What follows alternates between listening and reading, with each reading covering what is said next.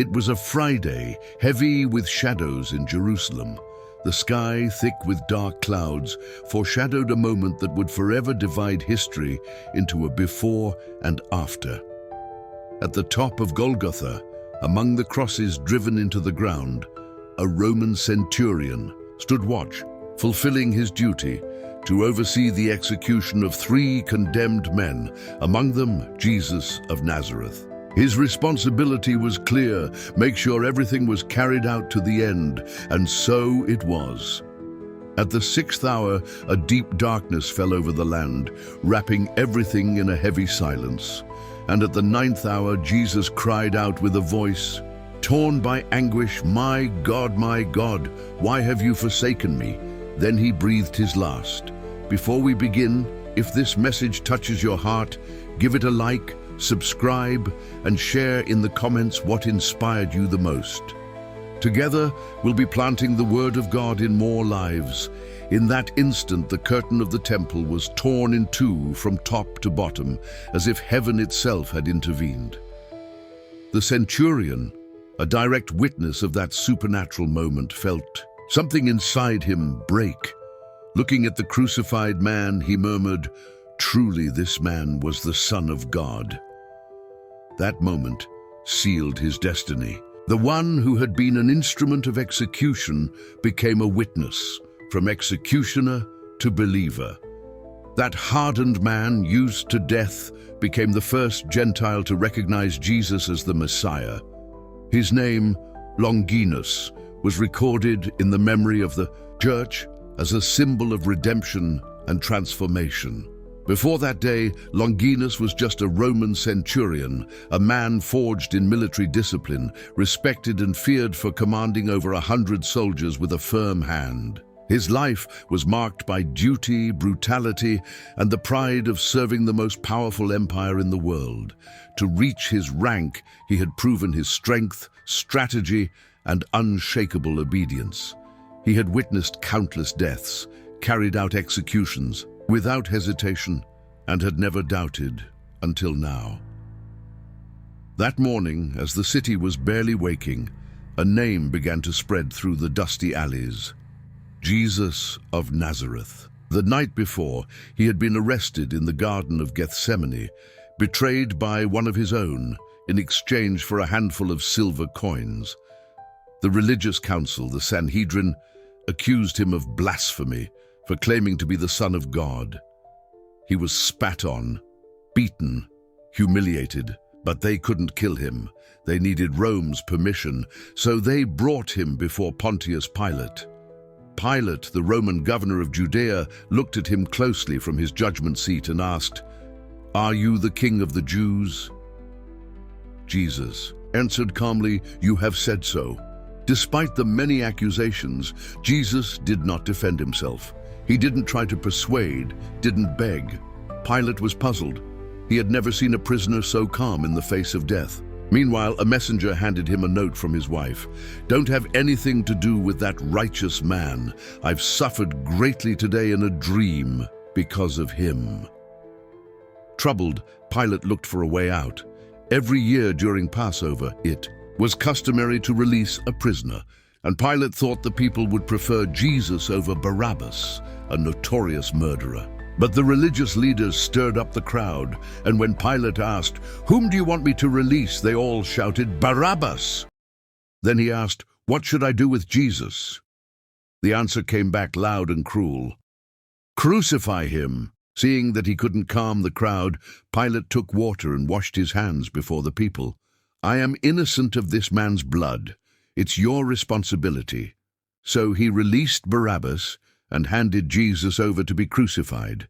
Jesus was taken to the praetorium, and Longinus, as head of the guard, stood firm. His face was a mask of stone, shaped by years of violence. He had overseen countless punishments, but this one felt different. There was something about this man that disturbed his soul. The soldiers stripped Jesus of his clothes, tied him to a column, and began the scourging. The whip lashed down with fury, tearing his flesh again and again. But Jesus didn't scream. He didn't curse. He didn't resist. He endured the pain like someone who knew his suffering had a greater purpose. Longinus watched. His hardened gaze began to crack. He didn't understand why this man wasn't reacting like the others. What kind of prisoner was this who, even while beaten and spat on, held on to an impossible dignity? Something inside him started to stir. This wasn't a common criminal.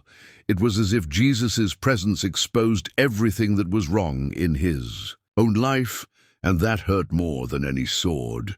The other soldiers amused themselves with his pain. They draped a purple robe over his bloodied shoulders, twisted a crown from sharp thorns, and pressed it down onto his head. Blood ran down his face, but his eyes, steady and calm, remained open. They placed a reed in his hand like a royal scepter. They knelt before him, mocking, "Hail, King of the Jews!" Longinus watched, not laughing, not participating. It wasn't compassion. He didn't yet understand why something inside him was being shaken. It wasn't the violence that disturbed him. It was the stillness of that wounded face, the dignity shining through his eyes, even in agony. They spat on him, struck his head repeatedly with the reed, and when they tired of their cruel game, they stripped off the robe, gave him back his tunic, and led him out to be crucified. Longinus still couldn't look away. Something within him, long dormant, was starting to awaken. Why didn't this man defend himself? Why was there no rage in his face? Instead of hatred, there was compassion. Everyone was laughing, and for the first time Longinus whispered to himself, "Who is this man?" He would know soon enough, because that day he'd witnessed the greatest act of love humanity had ever seen, and his soul would be marked forever. They led Jesus out of the praetorium.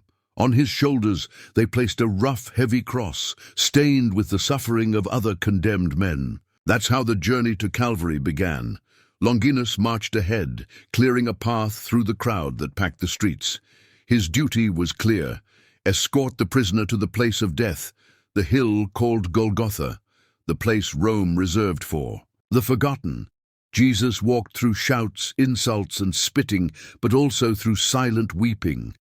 Among the crowd, Mary, his mother, desperately searched for a face among shadows. She couldn't find him. She turned to John, the beloved disciple. "Help me, take me to my son." They pushed their way through the people, but at that moment a soldier shoved Jesus with brutal force, and his worn-out body collapsed onto the stone-paved road. That was the first fall. The cross crushed him.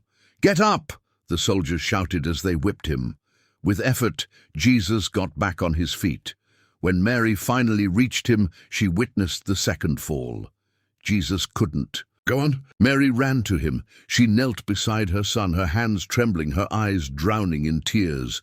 In a broken voice she whispered, "I'm here." He lifted his blood-covered face and gently said, "You see, Mother, I am making all things new." It wasn't a phrase meant to comfort. It was a divine statement, a living prophecy. The cross tore into his shredded back. His body no longer responded, and Jesus fell a third time. The soldiers beat him, but his legs would no longer obey. Longinus silently watched. He had seen many men die. He had seen men break, but he had never seen this.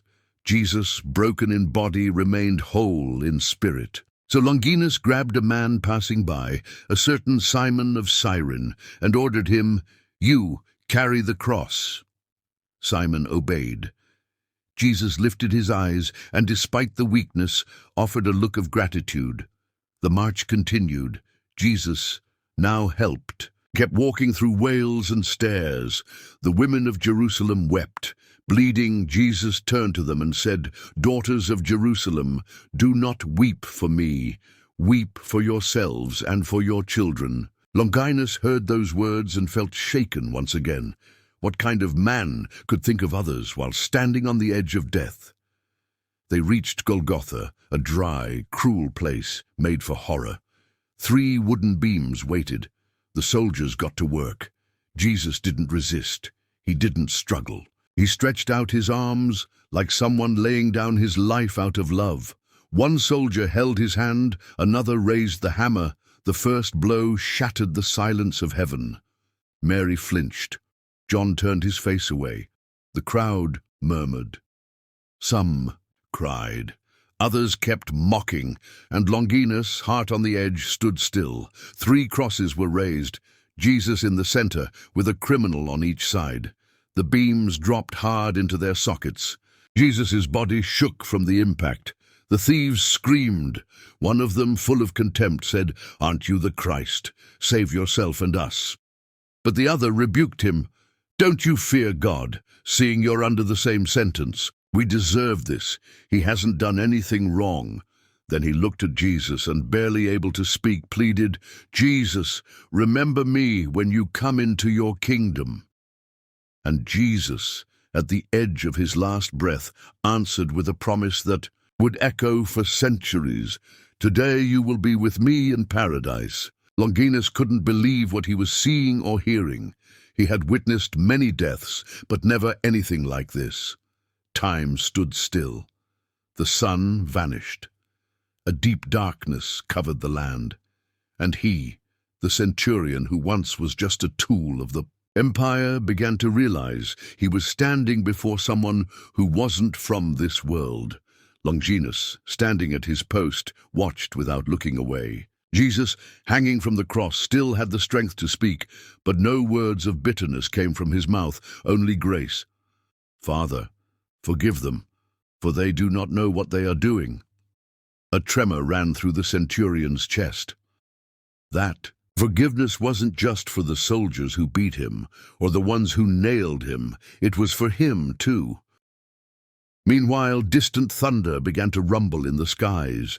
A storm was coming, and it seemed to mirror the chaos exploding inside many hearts. Caiaphas, satisfied, withdrew with the religious leaders, thinking it was all over.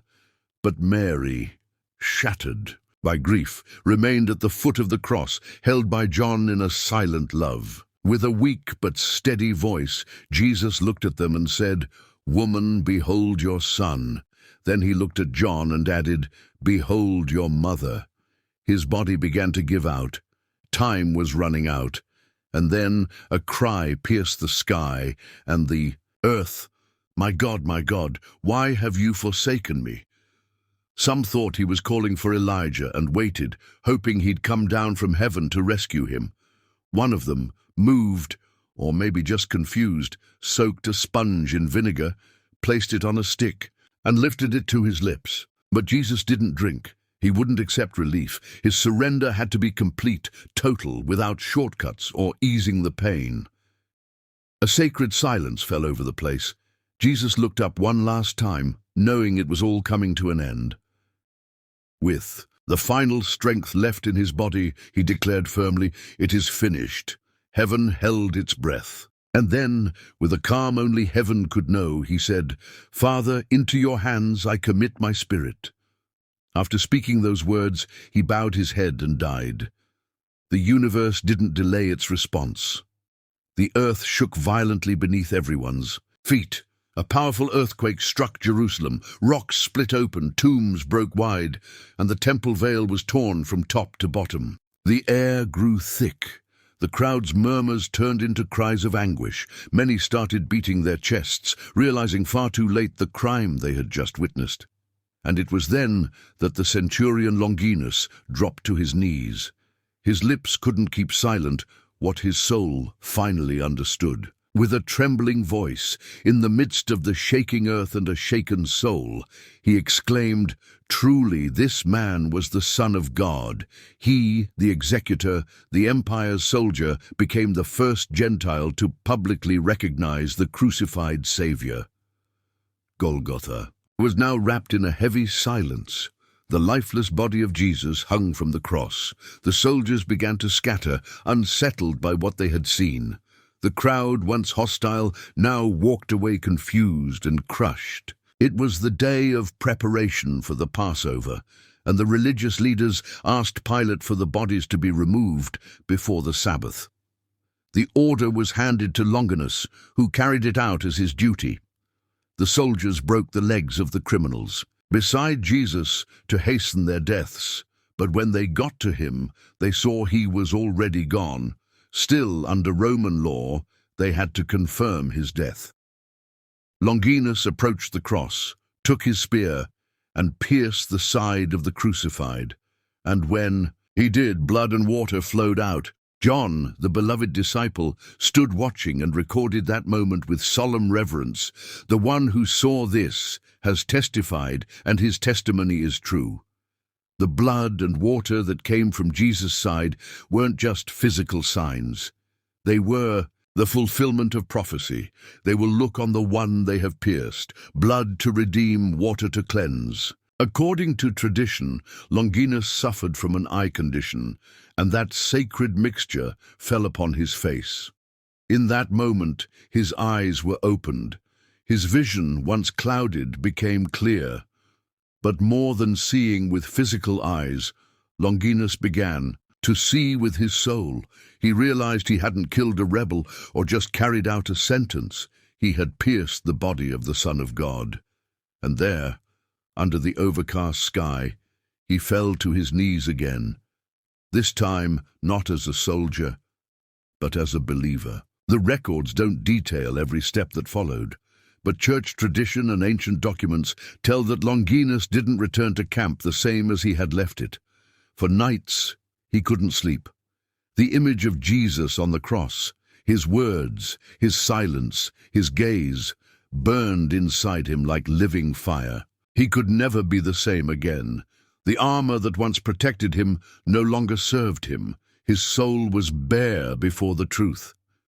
Rumors began spreading in Jerusalem that the tomb was empty.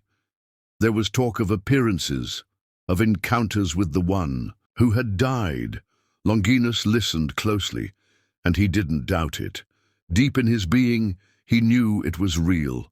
Jesus had defeated death. He had risen. He didn't need to see him with his eyes, because now his faith was full. For days he wandered the streets of Jerusalem without direction, until he realized his life couldn't go on as it had. No more sword, no more spear. His loyalty was no longer to Rome, but to the one who had turned his darkness into light. For the first time, he understood what faith was, what unconditional love meant, what the cross truly signified. Longinus the centurion was no more. Now he was a redeemed man, a witness to the glory of God, marked forever by the blood that once touched his face and healed his soul. He finally understood. He resigned his post, removed his armor, laid down his sword, and without looking back, left the Roman army to begin a new journey, the journey of faith.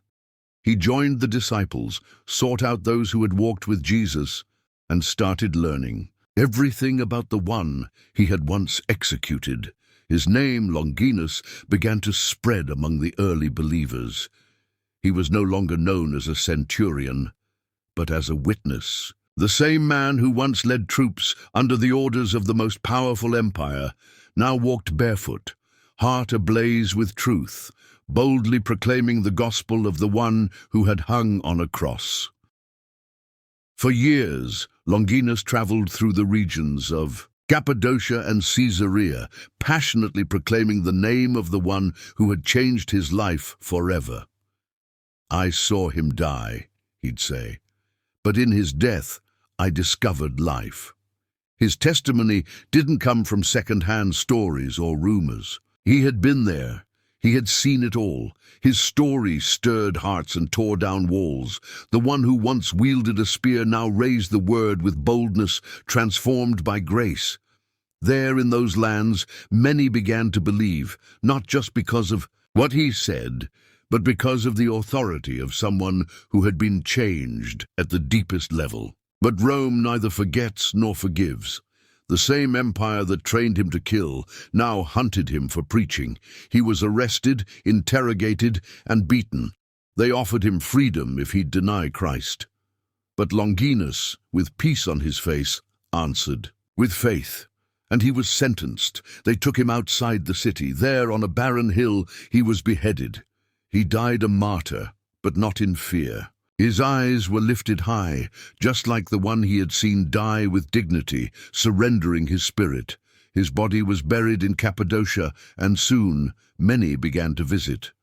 Christians remembered him not as an executioner, but as a believer, as a man who saw the truth and didn't deny it.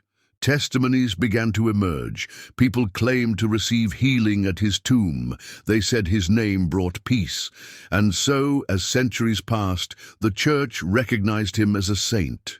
Saint Longinus, the one who saw, the one who believed, the one who died for the one who first died for him. If this message has spoken to your heart, I invite you to take a moment and share in the comments what God has been transforming in you. What part of this story resonated with you? We'd love to hear how Jesus is working in your life. Your testimony could inspire and strengthen others. And if this content blessed your heart, help us keep spreading this word to more people. Like the video, subscribe to the channel and hit the notification bell so you don't miss future teachings. Every click you make is a seed you sow for more souls to hear this message of hope. And don't go just yet. Keep growing in your faith by exploring more videos right here on the channel. We'll be waiting for you.